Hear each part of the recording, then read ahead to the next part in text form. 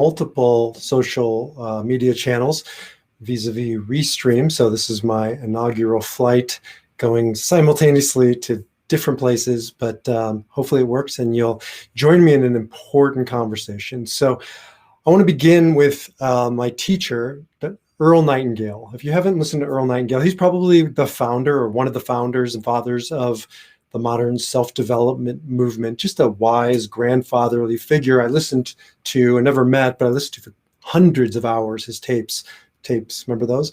And one of the nuggets that has always stuck with me, it's so simple, but isn't really that how wisdom works? The simple truths are the most compelling and the most formative in our lives.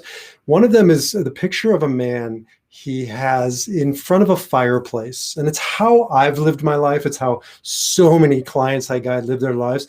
And it's the image of sitting in front of a fireplace saying, first give me heat, and then I'll give you wood. Now, it sounds ridiculous. Who's going to sit in front of a fireplace and say, first give me heat, and then I'll give you wood? But we all live that way. We all live that way at times, saying, give me what I want. Give me Mr. or Mrs. Right. I hear this over and over again with people looking for Mr. or Mrs. Right, or maybe they're with Mr. or Mrs. Right, which I'll get to.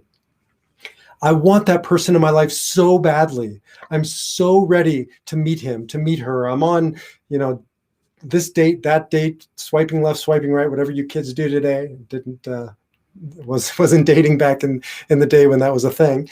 And I've done everything and I can't meet him. I can't meet her. And they withhold, right? They withhold a part of themselves because they're scared that what if they do this work and he or she doesn't show? What if they do this work on themselves to get ready to meet Mr. or Mrs. Right, and Mr. or Mrs. Right shows up and they don't want him, they don't want her? Or what if it works out and they get married and it's not happily ever after and they end up in a divorce? And so the fear kicks in. The fear starts creeping in. But it happens when you're with Mr. or Mrs. Right too. I call it the 99% rule. I've seen it over and over again, where we'll be in a relationship, we'll be married, but we'll get scared because we see that they're not reciprocating. They're not giving back the way we want or the way we perceive we are. And so we give 99%. And you know what happens? They see it, they feel it, they intuit it, they give 98%. Well, if they're giving 98%, I'm not going to be the schmuck here. I'm giving 96%. And so it goes down, down, down, out of a sense of fear. One of my favorite mythical and mystical tales is the Garden of Eden. Not because I believe in walking, talking snakes. I don't. It's a tale about withholding. What happens when we withhold? What happens when we don't show up? When we don't go all in? That's not a snake. That's an idea. Nachash in Hebrew, when we translate it as snake, it means doubt, guessing, doubt. What happens in our relationships when we hold back, when we start doubting, when fear creeps into the garden? It's like rust on a car. There's a little bit, tomorrow there will be even more, and someday there will be a lot, because this doubt is just another word for fear. Dr. Elizabeth Kubler-Ross talks about love and fear. You can't hold both simultaneously. You can't. It's not possible. She says there are only two emotions, love and fear. All positive emotions come from love. All negative emotions come from fear. When we are in fear, we are not in a place of love. And when we're in a place of love, we are not in a place of fear. When we are in fear, it is not possible to fully open your heart, to fully give of yourself or be yourself. And so you withhold the best pieces of yourself, your authentic, your true self. And we wonder why she isn't showing up into our life, why he isn't coming to us, because we're not ready, because we haven't opened that place in ourselves. Is it scary? It's terrifying. But that's where the power comes from.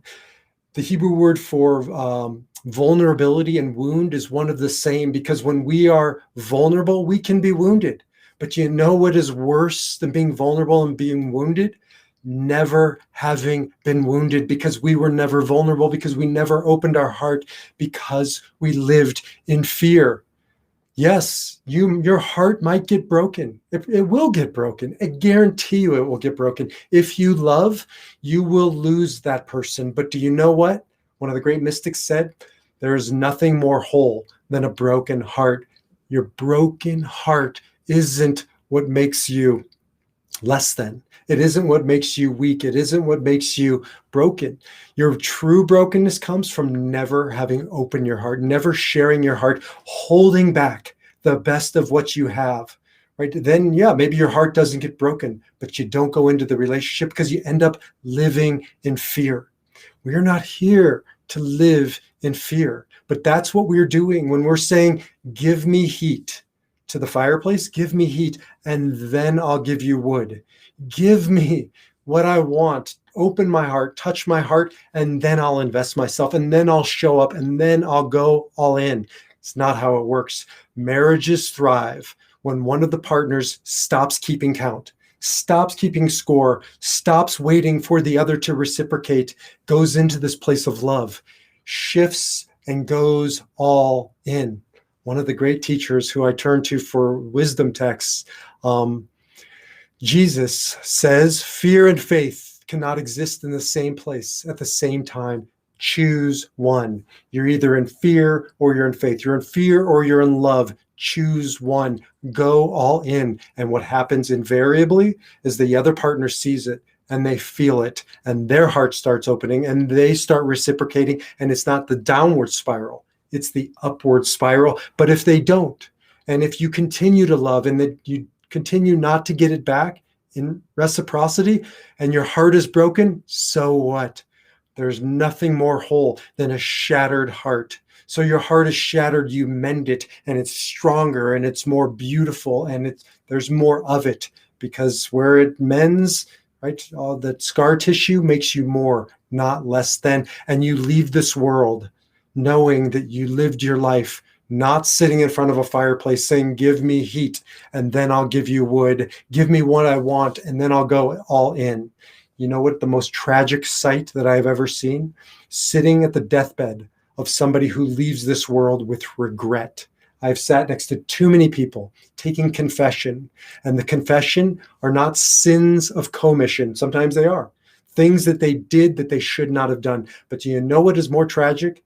The sins of omission. The things that were left out, that were left undone, that were left unsaid. Why? Because of fear. Because fear creeped into their garden because they got scared and they didn't want to pursue that profession in case it didn't work out. They didn't want to pursue that person in case they were rejected, or they didn't want to give completely of their heart in their relationship because what if it wasn't received? Well, you know what? What is worse than that is having lived your life, not having shown up, not having left it all on the mat, not having gone all in. Who cares what it looks like? Who cares what they say? In the words of Friedrich Nietzsche, and those who were seen dancing were thought to be insane by those who could not hear the music. If you hear the music, if it's the music of a relationship, if it's the music of pursuing a relationship, if it's the music of pursuing your dream job or a passion that you've always wanted to, if you hear that music, if you can see that fire, then don't sit in front of the fireplace saying, give me heat and then I'll give you wood. Go all in. Live with faith. Live with love. Open your heart. Courage is opening the heart, feeling the fear, and doing it anyways. Live your life having gone all in. Would love to hear from you in the ways that you have gone all in your life. Shoot me an email at info@mysoulcenter.org, or just leave in the chat and whatever platform you're on, or jump over to mysoulcenter.org. Would love to hear from you, get to know you, and connect with you. I will see you in the next video. Until next time, shalom, salam, namaste, and peace.